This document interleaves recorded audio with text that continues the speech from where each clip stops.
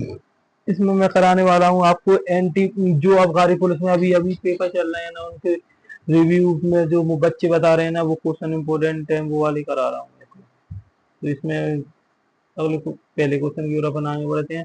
पहला क्वेश्चन अपना क्या कह रहा है, भारत में प्रथम रेल प्रारंभ कब हुई थी? जो कि ये अभी अबकारी पुलिस की जो प्रेजेंट टाइम में चल रहे हैं ना, वो एमपी अबकारी के उसी के आधार पर है ये क्वेश्चन। तो इसका सही आंसर होगा कि 16 अप्रैल 1853 पहली भारत में रेल चली, जो लॉर्ड डलहौजी के शासन काल में चली। यानी कि भारत पर लाल अंग्रेजों का शासन था 1853 में, और लाल डलहौजी गवर्नर। तो अगले क्वेश्चन की ओर अपन आगे बढ़ते हैं। इसमें अगला क्वेश्चन क्या कह रहा है कि कोणार्क का सूर्य मंदिर कहाँ स्थित है? तो इसका सही आंसर होगा उड़ीसा में। उड़ीसा में कोणार्क का सूर्य मंदिर स्थित है, जो कि बहुत फेमस मंदिर है। और ये अच्छा खासा क्वेश्चन आता है कई पेपरों में, जो कि ये क्वेश्चन रिपीट भी हो सकता है अगली शिफ्ट वालों के लिए। तो अगले क्वेश्चन की ओर अपन आगे बढ़ते हैं। अगला क्वेश्चन अपना क्या कह रहा है कि सांची का स्तूप कहाँ पर स्थित है? यानी कि सांची का स्तूप कौन से जिले में स्थित है? तो इसका सही आंसर होगा मध्य प्रदेश के राजस्थान जिले में स्थित है। यानी कि सांची का स्तूप मध्य प्रदेश के राजस्थान जिले में स्थित है। और इसकी सांची के स्तूप की ही तस्वीर 200 के नोट के पीछे भारत सरकार ने बनाई है। तो अगले क्वेश्चन की ओर अपन आगे बढ़ते हैं। अगला क्वेश्चन क्या कह रहा है अपना, अगला क्वेश्चन अपना कह रहा है, अगला क्वेश्चन अपना क्या कह रहा है, अगला क्वेश्चन अपना कह रहा है कि मध्य प्रदेश में पहली महिला राज्यपाल कौन थी? मध्य प्रदेश की पहली महिला राज्यपाल का नाम बताइए। तो इसका सही आंसर होगा सरला अग्रवाल। तो इस अगले क्वेश्चन की ओर अपन आगे बढ़ते हैं। अगला क्वेश्चन अपना क्या कर रहा है, सांची का स्तूप कब खोया गया? तो इसका सही आंसर होगा 1818 में सांची का स्तूप खोया गया। तो अगला क्वेश्चन, तो आपने देखा दोस्तों, सांची के स्तूप से ही कई कई क्वेश्चन बनना है। यानी कि अभी शुरुआत ही किया, उसमें दो क्वेश्चन तो सांची के स्तूप से ही आ गए। यानी कि आपको प्राचीन धरोहर के बारे में मालूम होना चाहिए, अगले सप्ताह में क्या पता हुआ, और दूसरी मार्क से पूछ गए तो आपको इस मार्कों का पता होना चाहिए। तो इस अगला क्वेश्चन अपना क्या कह रहा है कि काम, ये करंट अफेयर का क्वेश्चन है आपका, कामकार से तू पर्यटन एमपी के किसके विकास के लिए किए गए? तो इसका सही आंसर होगा ग्रामीण सड़क विक्रेता के लिए। तो अगले क्वेश्चन की ओर अपन आगे बढ़ते हैं। इसमें करंट अफेयर जो जो क्वेश्चन आए थे ना, वही वही क्वेश्चन करा रहा हूं मैं आपको। तो अगला क्वेश्चन ये है, मधुमक्खी के डंक में जहर अम्लीय होता है या क्षारीय? तो इसका सही आंसर होगा अम्लीय। यानी कि मधुमक्खी का डंक होता है वो क्षारीय होता है। और इस अगला क्वेश्चन क्या कह रहा है, हृदय दिवस कब बनाया जाता है? तो इसका सही आंसर हो जाएगा 29 सितंबर। यानी कि देखो, दिवसों में दिवस से भी क्वेश्चन आ रहा है, तो आपको इम्पोर्टेंट इम्पोर्टेंट दिवस पूरे याद होने चाहिए। तो अगले क्वेश्चन की ओर बनाने बढ़ते हैं। अगला क्वेश्चन क्या कह रहा है, हृदय दिवस कब बनाया जाता है? ये तो रिपीट हो गया है। यानी कि भोपाल की स्थापना कब हुई? स्थापना से भी क्वेश्चन पूछे जा रहे हैं, यानी कि एमपीजी का भी अच्छा क्रेज है।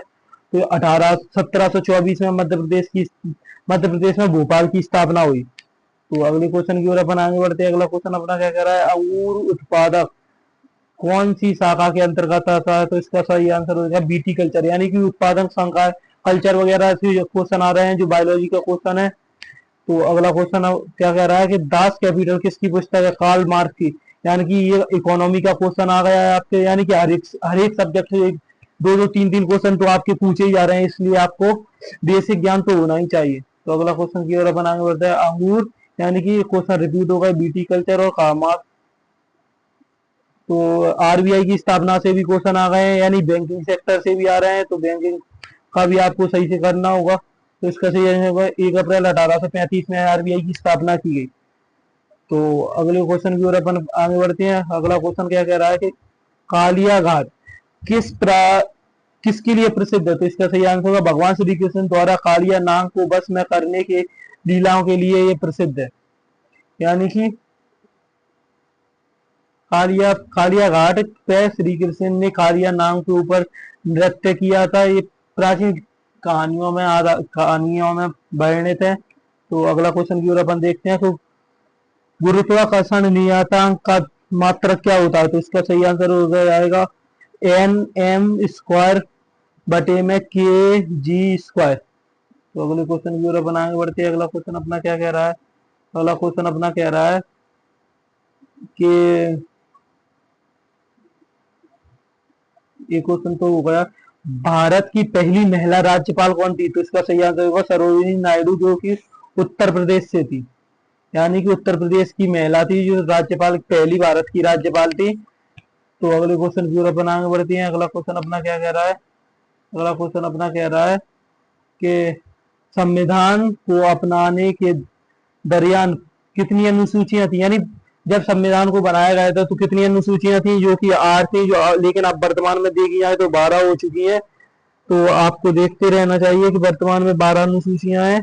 तो अगला क्वेश्चन अपना क्या कह रहा है कि भारत में जिलों की नगरी किसे कहता है? तो इसका सही आंसर होगा उत्तर प्रदेश, उदयपुर, ये की राजस्थान में है। आपको जिले भी याद होने चाहिए, राज्य भी याद होने चाहिए और प्रदेश भी याद होने चाहिए।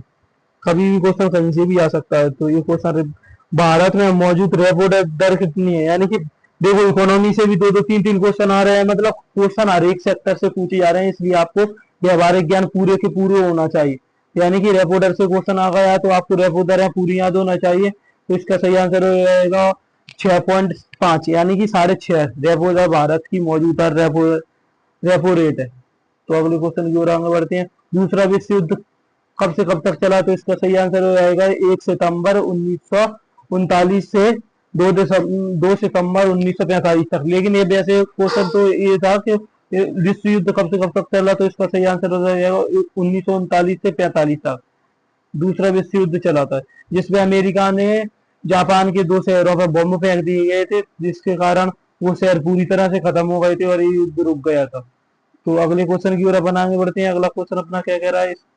यूनेस्को का फुल फॉर्म, यूनेस्को का फुल फॉर्म क्या है? तो आप देख, यूनेस्को का फुल फॉर्म, तो फुल फॉर्म से भी क्वेश्चन पूछे जा रहे हैं, तो इसलिए आपको फुल फॉर्म से भी क्वेश्चन आने चाहिए। तो यूनेस्को का फुल फॉर्म है।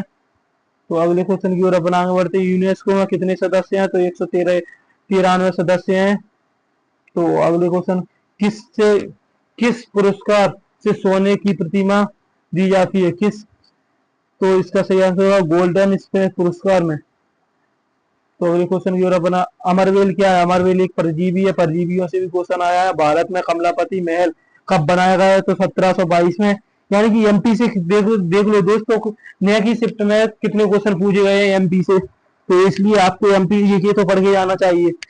माना कि पहले क्वेश्चन नहीं आते थे, लेकिन अब एमपी से अच्छे क्वेश्चन आ रहे हैं। तो रसोई घर में कौन सी, रसोई घर में प्रयोग होने वाली ईंधन का प्रयोग नहीं किया जाता? तो इसका सही आंसर होगा पेट्रोल में। पेट्रोल का, यानी उसमें ऑप्शन थे एलपीजी वगैरह ऐसे ऑप्शन थे, इसलिए इसका नई क्वेश्चन था, इसलिए अपन ने पेट्रोल लगा दिया था।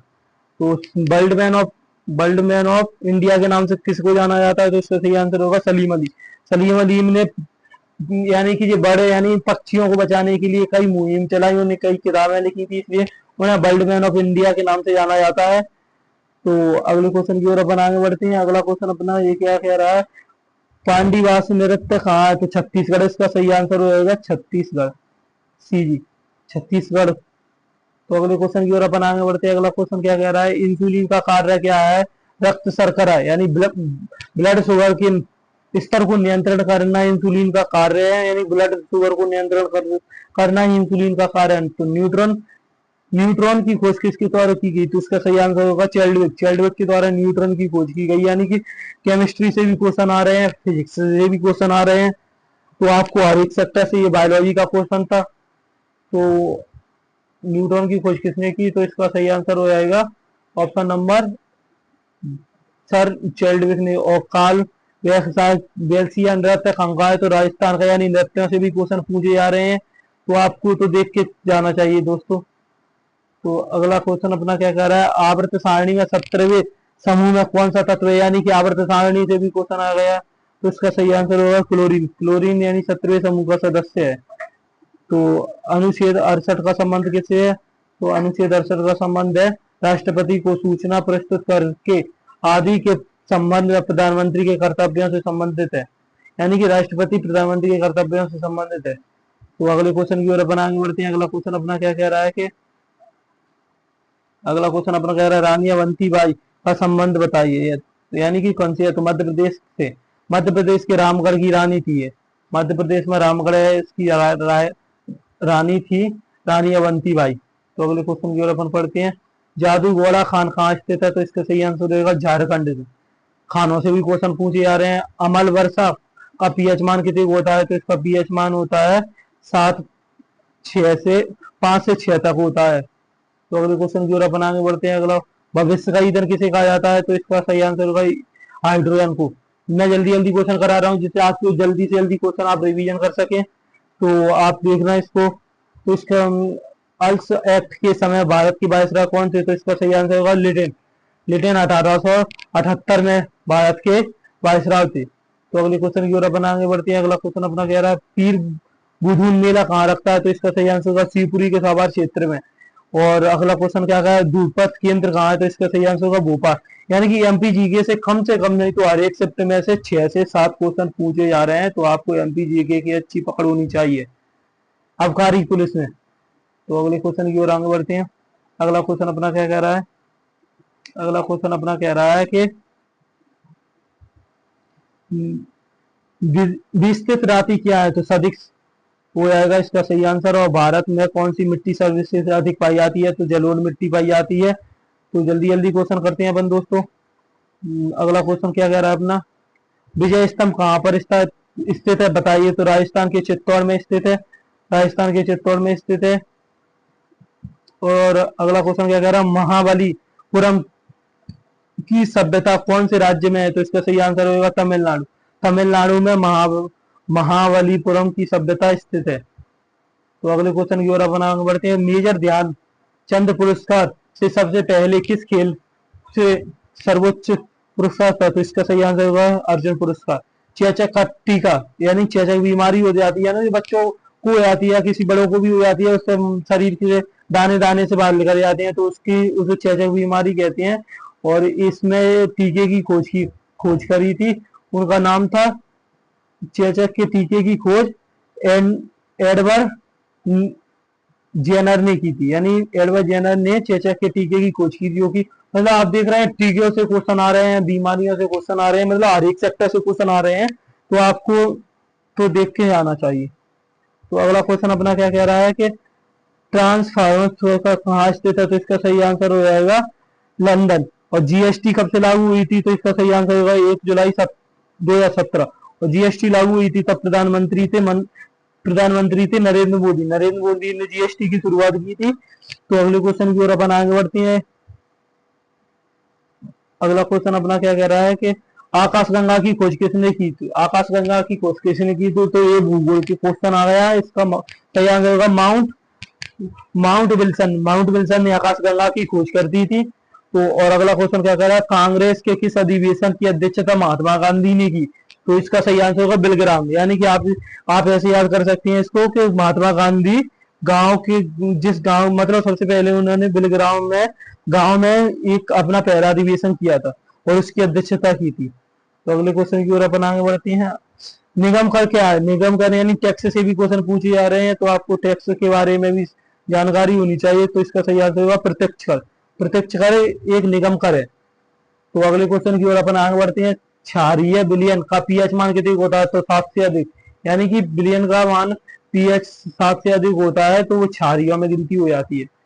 और 7 से कम होता है तो आप 7 पे होता है तो अगले क्वेश्चन की ओर अपन आगे बढ़ते हैं। इसके बारे में अपन बाद में डिस्कशन करेंगे, वरना कम क्वेश्चन हो पाएंगे अपने। तो अपने क्वेश्चन अपन अगला क्वेश्चन अपना क्या कह रहा है?